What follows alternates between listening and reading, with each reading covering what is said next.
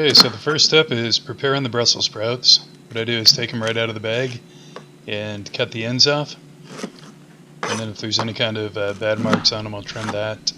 And then I like to cut them in half. They seem to cook a lot better if they're cut in half. It takes less time and the texture is more consistent.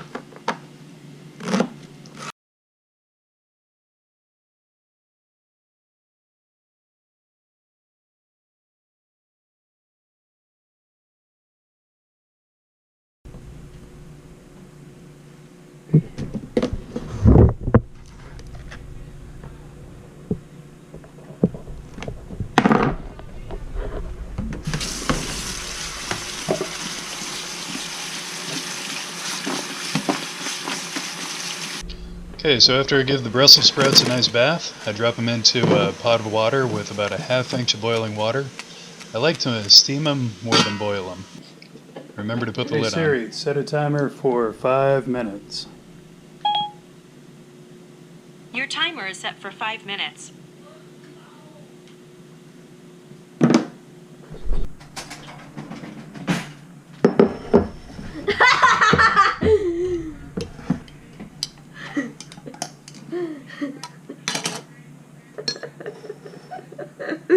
So the official recipe says add 1 tablespoon of maple syrup.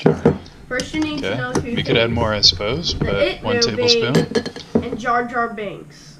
You probably know about that. Look maybe, familiar? But have you heard about Jar Jar Binks? And then, after you're done with that, add another tablespoon, 1 tablespoon of olive oil, or a little extra, it's okay. And then 1 tablespoon of balsamic vinegar. I like the flavor of the balsamic vinegar, so I add a little extra. Oh yeah?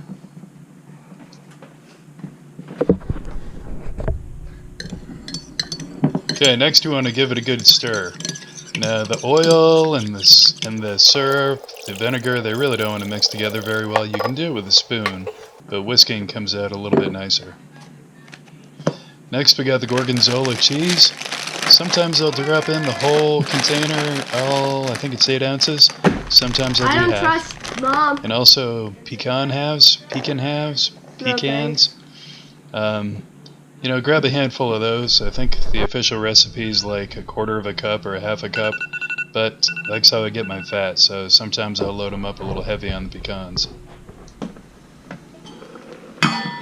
After 5 minutes in the boiling hot water, the Brussels sprouts turn a little bit greener and they look like this. Okay, after 5 minutes the texture is going to be a little bit firm, but definitely cooked all the way through. Okay, I dump them right into the colander here.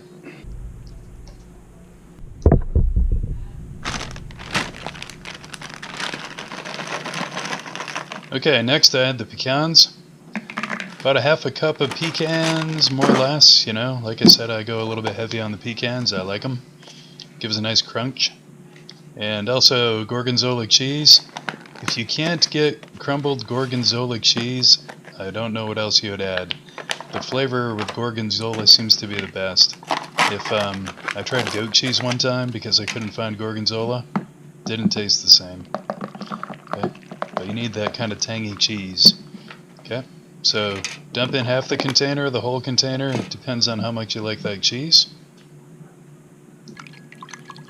And finally, the last step is to give that mix of maple syrup, vinegar, and oil one more whisk.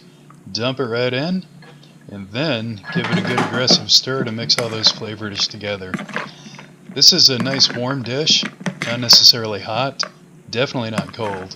But it's a good warm dish. Okay, the cheese is going to melt a little bit. You don't want to let it sit for too long, or the pecans will get a little bit soggy, and you'll lose the crunch. That's all there is to it. I'll food prep this on Sunday sometimes and get 4 lunches out of it, and it goes quite a long ways. It's all in how many Brussels sprouts you add. Enjoy!